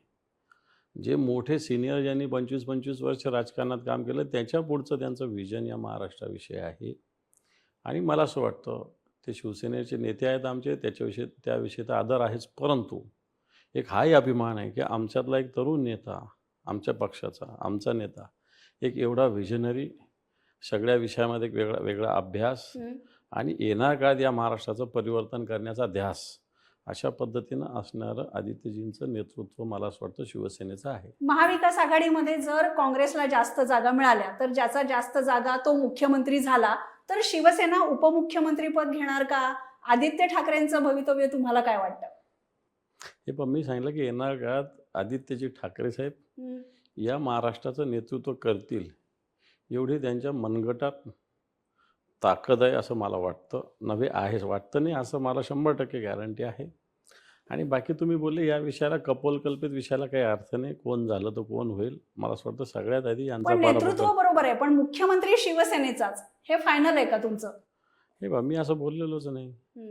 मी हे म्हणतोय की हे सगळे लोक, गद्दार लोक सगळ्यात आधी पाडणं, हे भाजपचे लोक जे ईडी, CBI, इन्कम टॅक्स लावून सत्ता मिळवण्याचा प्रयत्न करतात, यांना पराभूत करणं हे सगळ्यात आधी आमचं टार्गेट आहे. त्यामुळे मुख्यमंत्री होईल. पण एकनाथ शिंदे जर महायुतीचा चेहरा म्हणून लोकांसमोर जाणार असतील तर तुम्हालाही चेहरा द्यावा लागेल, भूमिका घ्यावी लागेल. भारतीय जनता पार्टी कुठे एकनाथ शिंदेचा चेहरा देते? देणारच नाही भारतीय जनता पार्टी. झालं ते झालं आता. नाही तर यांचे 40 आमदार आणि भाजपचे 100 आमदार. आता 100 आमदार काय तोंड बघत बसतील का 40 लोकांचे? झालं आता, त्यांनी राजकारण म्हणून केलं. मला वाटत नाही येणार काळामध्ये त्यांना काही करतील ते. अंबादासजी, निवडणुकांची सगळी धामधूम सुरू आहे, पण त्याच्यामध्ये निवडणुकांच्या निमित्तानेच मराठवाड्याचे प्रश्न किंवा बाकीच्या दुर्गम भागाचे प्रश्न सगळ्यांच्या समोर येणार आहेत. तुम्ही सोयाबीन उत्पादक शेतकऱ्यांचा उल्लेख केलात. मनोज जरांगेंच्या आंदोलनाचा जेव्हा विषय निघतो तेव्हा असं म्हटलं जातं की इतके तरुण त्यांच्या मागे आहेत, याचा अर्थ मराठवाड्यातल्या तरुणांना संधी खूप हव्या आहेत आणि तेवढ्या संधी मिळत नाहीयेत. काय करायला पाहिजे मराठवाड्यासाठी, तरुणांसाठी? हे पहा, मराठवाड्यामध्ये आमच्याकडं जी शेती आहे ती कोरडवाहू मोठ्या प्रमाणात, म्हणजे सिंचनाचा प्रश्न आमच्या मराठवाड्याचा मोठ्या प्रमाणात वर्षानुवर्ष आहे. आता मराठवाड्यामध्ये जे सागरामध्ये, समुद्रामध्ये वाहून जाणारं पाणी आहे, हे मराठवाडा वॉटर ग्रीडच्या माध्यमातून मराठवाड्यात देण्याचा एक सरकारचा प्रोजेक्ट आहे. आता हा प्रोजेक्ट मागच्या कित्येक वर्षानं सरकार जाहीर करतं. मागच्या काळात आमच्याकडे मंत्रिमंडळाची बैठक झाली 16 सप्टेंबर 2023ला. सरकारने 46,000 कोटी रुपयाचा प्रोजेक्ट जाहीर केला. आत्ताशी 1 वर्ष 1 महिन्यानी 81 कोटी रुपये सर्वेक्षणासाठी मंजूर झाले, अजून आले नाही. त्यामुळे मराठवाड्यात जर सिंचन हा विषय जर झाला तर मला असं वाटत नाही की मराठवाड्यातल्या तरुणांना मग रोजगाराची गरज उरेल. पण सगळे तरुण शेतीच करतील असं नाही ना सर. असं नाही, शेतीवर अनेक उद्योग अवलंबून आहे ना आमचे. शेतीत सगळ्यांनी केले पाहिजे असं जरूर नाही. मग कोणाचा दूध व्यवसाय असू शकतो, कोणाचा पोल्ट्री असू शकतो, कोणाचं शेळी मेंढी पालन असू शकतो, कोणाचं गोपालन असू शकतो. शेतीच्या आधारावर अनेक खत कंपन्या करू शकतो, सीड्स कंपन्या आम्ही करू शकतो. बरोबर. शेतीच्या आधारावर अनेक विषय आहेत मी ना. मराठवाड्यामध्ये बघितलं सर, सौर ऊर्जेचा प्रसार खूप चांगल्या पद्धतीने झालेला आहे. त्यामुळे शेतीशी संबंधित बऱ्याच गोष्टी आहेत. हो, आहे ना. पण सर मराठवाड्यामध्ये औरंगाबादला सगळे उद्योग एकवटलेले आहेत. समृद्धी महामार्गाची चर्चा होते, पण या महामार्गाने समृद्धी जालन्यापर्यंत, बीडपर्यंत, दुर्गम भागापर्यंत कधी जाणार? हे असं नाही म्हणता येणार. जालन्यामध्ये सुद्धा स्टील इंडस्ट्री मोठ्या प्रमाणावर आहे. जालन्याचे औद्योगिकरण बऱ्यापैकी झालं. मी चांगलं झालं नाही म्हणणार, पण बऱ्यापैकी झालेलं आहे. नांदेडलाही चांगल्या पद्धतीनं इंडस्ट्री आहे, लातूरला बऱ्यापैकी आहे. त्यामुळे या सगळ्या भागामध्ये बऱ्यापैकी आहे. पण सर, फक्त आता ग्रामीण मराठवाडा जो आहे, परभणी, हिंगोली, बीड हे जिल्हे अजून त्या मानानं तेवढे डेव्हलपमेंटच्या मानाने इंडस्ट्री वगैरे याच्यात पुढे गेलेले नाही. पण हिंगोली तर महाराष्ट्रातला गरीब जिल्हा आहे ना. मी ते सांगतो, हिंगोली, परभणी, बीड हे जिल्हे अजून त्या मानाने बरेच पुढे जाणं बाकी आहे. परंतु बाकी इन्फ्रास्ट्रक्चर हळूहळू का होत नाही, मराठवाड्याला उभं राहते. म्हणून त्याविषयी आम्ही बोलत असतो की मराठवाड्यावर सातत्याने सरकार अन्याय करत आहे. बाकीच्या ठिकाणी मोठ्या प्रमाणावर निधी जातो, मराठवाड्यात निधीच येत नाही. मराठवाडा विकासाच्या दृष्टीनं मागेच ठेवण्याचा प्रयत्न सातत्यानं असतो. म्हणून आम्ही जन आंदोलन सातत्यानं उभा करत असतो.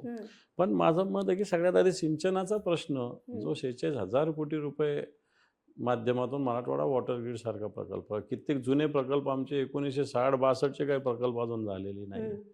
मधल्या काळातले 70-72ला मंजूर झालेले प्रकल्प नाही. आमच्याकडे जायकवाडी एक मोठा प्रोजेक्ट आहे, उजनीच्या धरणाचं पाणी आहे, म्हणजे धाराशिव असेल, लातूर असेल, इथला अजून बराच सिंचन. शेती आहे, उद्योग आहे आणि नोकरी आहे. तुम्ही स्वतः तुमचं मूळ गाव जालन्यामध्ये आहे, तिथून येऊन तुम्ही आज महाराष्ट्राच्या विधान परिषदेमध्ये विरोधी पक्ष नेते आहात. राजकारणाच्या पलीकडे जाऊन मराठवाड्यातल्या तरुणांना तुम्ही काय सांगाल की किती दिवस हीच तक्रार करत बसणार? हे बघा, मी जालन्याचा नाही, मी संभाजीनगर मधला आहे. संभाजीनगरात आम्ही शेती करतो, परंतु शेती हा आपला मूळ व्यवसाय, इथं कबूल केलंच पाहिजे. आपण शेती बाजूला ठेवायची आणि दुसरं करायचं तर तेही योग्य नाही असं माझं मत आहे. शेती जर आधुनिक पद्धतीनं केली तर शेतीमध्ये अनेक पद्धतीनं आपण उत्पन्न या सगळ्या गोष्टी घेऊ शकतो. सरकारने मला असं वाटतं या सगळ्या विषयात जर सवलती मोठ्या प्रमाणावर दिल्या तर मला वाटतं शेतकरी उभा राहिला तर आपोआप महाराष्ट्र उभा राहील.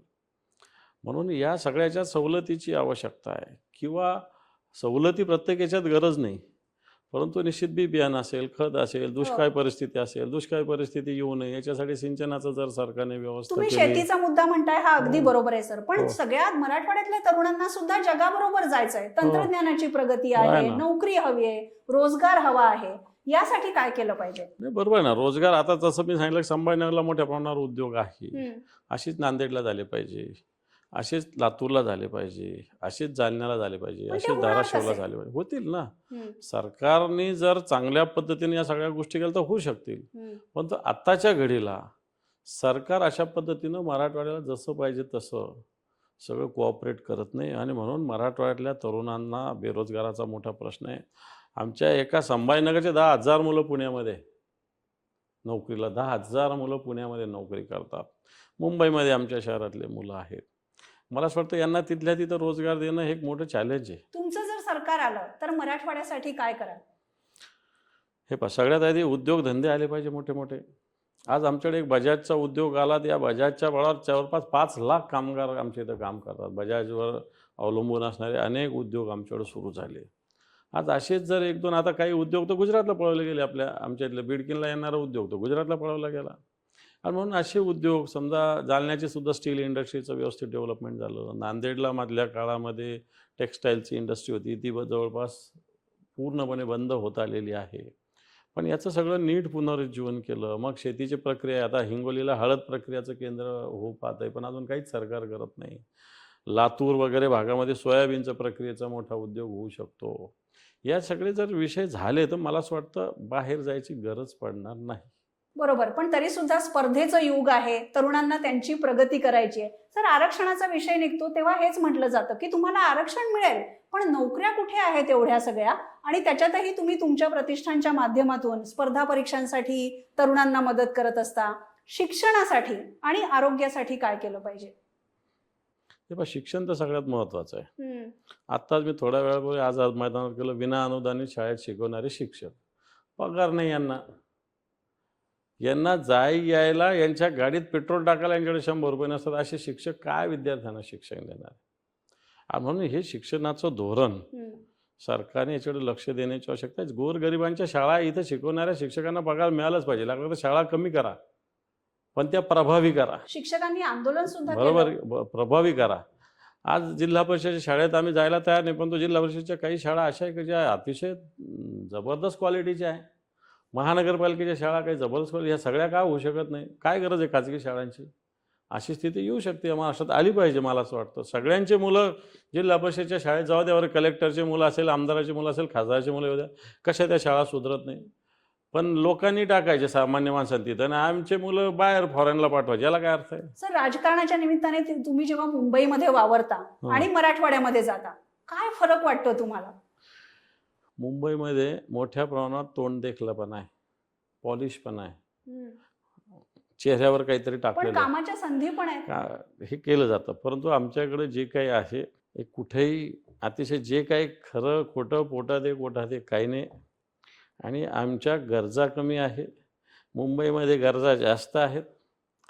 आमच्या मराठवाड्यामध्ये गरजा नागरिकांच्या अतिशय कमी आहे. हे मी संधींबद्दल बोलतेय. म्हणजे जी मुंबईतल्या तरुणाला जी संधी मिळते जगाशी स्पर्धा करायला, ती मराठवाड्यातल्या तरुणाला कधी मिळणार? तरुणींना कधी मिळणार? नाही मिळत ना. आता मुंबईच्या तरुणांना वेगळी संधी आहे, पुण्याच्या तरुणांना वेगळी संधी आहे. मग मराठवाड्याचा विचार केला तर संभाजीनगरच्या तरुणांना जास्त संधी, ती संधी बीडच्या तरुणांना नाही आहे. ती संधी परभणीच्या तरुणांना नाही, ती संधी हिंगोलीच्या तरुणांना नाही. असं तर सगळीकडे आहे. आता संधी तर मिळवणं ज्याचा त्याचा क्षमतेचा भाग आहे. बरं, मग फक्त क्षमता, पण पाठिंबा पण पाहिजे, सरकारचा पाठिंबा पाठिंबा असतो ना. पाहिजे. पाठिंबा सगळ्याच याला सरकार करेल अशातला भाग नाही. आपल्यालाही त्याच्यात पुढे जावं लागतं. आपणही थोडंसं पुढे गेलं पाहिजे. आणि वाटतं जे विद्यार्थी अशा पद्धतीनं चॅलेंज स्वीकारतात ते ऑटोमॅटिक मोठे बनतात. हो, तुमचा एवढा लोकसंपर्क आहे, तुम्ही तरुणांशी बोलताना हे सांगत असाल. तुमच्याबद्दल सर एक खूप इंटरेस्टिंग गोष्ट आम्हाला कळली की तुम्ही जर्नलिझममध्ये डिग्री घेतलेली आहे आणि मीडिया कम्युनिकेशन हा तुमचा महत्त्वाचा विषय आहे. तुमच्या बातम्या त्यामुळेच गाजतात का? नाही नाही, त्याच्यामुळे नाही गाजत. मी जर्नलिझममध्ये मास्टरेट केलेलं आहे. मी योगामध्ये सुद्धा मास्टरेट केलेलं आहे. सोशलॉजीमध्ये सुद्धा मास्टरेट आहे माझं. मी एज्युकेशन माझं चालूच असतं सातत्यानं. परंतु लहानपणापासून काम करत असताना प्रेस नोट बनवणं, बातम्या बनवणं, एखादं पत्रक बनवणं, एखादं माहिती पत्रक बनवणं, हे काम मी करत आलेलो पक्षाच्या याच्यामध्ये. दिवाकर रावते साहेब आमच्याकडं नेते होते. ते आम्हाला पत्र बनवायचं थोडंसं चुकलं तर ते पत्र फाडायला लावायचे, नव्यानं बनवायला लावायचे. मग त्याचा समास कसा असावा पासून काना कशी असावी, मात्रा कशी असावी, वेलांटी कशी, ते दिवाकर रावते साहेबांनी आम्हाला शिकवलं खरं तर. कारण मी तेव्हा स्टुडंट होतो. दिवाकर रावते साहेब आमचे मराठवाड्याचे नेते होते. ते सांगायचे, अंबाजचाल हे पत्र बनव, हे पत्रक बनव, हे पोस्टर बनव, तर मी बनवायचो. मग त्यातलं चुकलं रे चुकलं ते दिवाकर रावते साहेब ते त्यांच्या पद्धतीनं रागवायचे. तुम्ही पीएचडी पण केलेली आहे आणि खूप इंटरेस्टिंग विषय आहे तुमच्या पीएचडीचा, तो म्हणजे उद्धव ठाकरे. हे सगळं करत असताना शिक्षण आत्ताच्या घडीला एक आवश्यक बाब आहे असं मला वाटतं. आज मला माझी प्रेस नोट बनवता आली पाहिजे. मला प्रेस नोटमध्ये इंट्रो काय द्यायचं, काय काय केलं पाहिजे, हे सगळं मला आलं म्हणजे पाहिजे. एका राजकारण्याला कम्युनिकेशनचे सगळे माध्यम वापरता आली पाहिजे. हो, मी याच्यामध्ये मी तुमचा कॅमेरा हँडल केला आहे, मी अँकरिंग केलेली आहे, मी व्हिडिओ एडिटिंग केलेली आहे. हे सगळं जर्नलिझम मध्ये होत असतं सगळं. पण तुमच्या पीएचडीचा विषय उद्धव ठाकरे आहे, काय तुम्हाला वेगळं सापडलं? नाही, आता कसं आहे, विषय तो आहे, परंतु विषय खरं तर मी शिवसेना प्रमुखावर पीएचडी करायला घेतली होती. शिवसेना प्रमुखांचे मी जवळपास अनेक भाषण जमा केले होते त्यावेळेस. शिवसेना प्रमुख गेल्यानंतर ते काही माझं स्वप्न पूर्ण होऊ शकलं नाही. नंतर उद्धवजीवर करायचे तर एक एक विषय होत गेले. करायचं तर उद्धवजी मुख्यमंत्री झाले. मुख्यमंत्री झाल्यानंतर कोविड आलं. कोविड म्हणजे त्याच्यानंतर कोविड ॲड करावं असं वाटलं. कोविड ॲड करायचं सगळं झालं तर ते मुख्यमंत्री पदावर राहिले नाही. मग आता ते ॲड करायचं तर नवनवीन सगळ्या ॲक्टिव्हिटी होत्यात. त्यामुळं माझे काही प्रकरणं झाले, पण पूर्ण काही झालेलं नाही. बऱ्याच घडामोडी घडतायत. वाचनाबद्दल आपण बोललो. शेवटचा प्रश्न, धर्मवीर 1 आणि धर्मवीर 2 सिनेमे पाहिलेत का? नाही, मी पाहिलेले नाही. दोन्ही पाहिले नाही. ट्रेलर पाहिल्याच्या याला मी गेलो होतो, त्यावेळेस बोलवलं होतं, उद्धवजी पण होते, आम्ही पण गेलो होतो.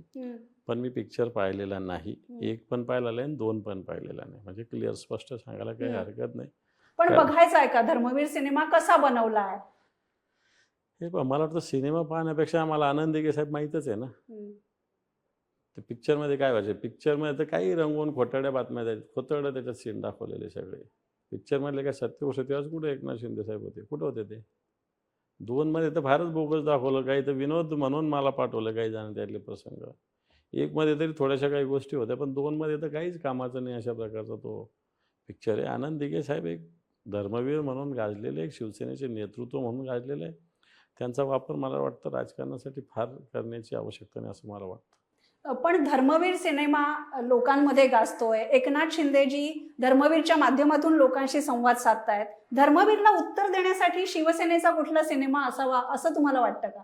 सिनेमा सिनेमाच असतो. मला असं वाटतं सिनेमाला उत्तर सिनेमा होऊ शकत नाही. सिनेमा म्हणून घेतला पाहिजे. असे अनेक व्यक्तीवर वेगवेगळ्या पद्धतीनं पिक्चर्स आलेले आहेत, म्हणून काय त्याचा प्रचार होतो अशातला भाग नाही. धर्मवीरांचं नाव देऊन स्वतःचा प्रचार केला गेला आहे. मला वाटतं ही धर्मवीराची फसवणूक या पिक्चरच्या माध्यमातून होते असं माझं स्पष्ट मत आहे. गंभीर आरोप आहे तुमचा. पण धर्मवीर सिनेमाला राजकारणातूनच उत्तर द्यावं असं तुम्हाला कदाचित वाटत असावं. जनता देईल ना, आपण द्यायची गरज नाही आहे. आपण, मला असं वाटत नाही, मला तर त्याची स्टोरीसुद्धा माहीत नाही आहे काय त्याची लिहिलेली, त्यामुळे मला त्याच्याविषयी जास्त बोलता पण येणार. ठीक आहे, जनता उत्तर देईल. फक्त धर्मवीरलाच नाही तर महायुतीचं सगळं राजकारण आहे, महायुतीचं सरकार आहे आणि महाविकास आघाडी महाराष्ट्राच्या जनतेला काय देणार आहे त्याच्यावर महाराष्ट्राचा निकाल लागणार आहे. अंबादास दानवेजी, आमच्याशी तुम्ही बोललात, वन इंडिया मराठीशी बोललात, त्याबद्दल खूप धन्यवाद. आणि तुम्ही एक फायर ब्रँड नेते, आक्रमक नेते अशी तुमची ओळख आहे, पण तुम्ही अतिशय शांतपणे सगळे मुद्दे सुद्धा समजून सांगितलेत, हे आम्हाला नव्याने कळलं. खूप धन्यवाद. वन इंडिया मराठी हे चॅनेल तुम्ही लाईक करताच आहात, पण महाराष्ट्राच्या मनात काय हा प्रश्न आम्ही तुम्हाला विचारतोय. त्याच्यावरच्या तुमच्या कमेंट्स सांगा. अंबादास दानवेजी सरांनी जे सांगितलेलं आहे त्याच्यावर तुमचं काय म्हणणं आहे तेही सांगायला विसरू नका. लाईक करा, शेअर करा, सबस्क्राईब करा वन इंडिया मराठी.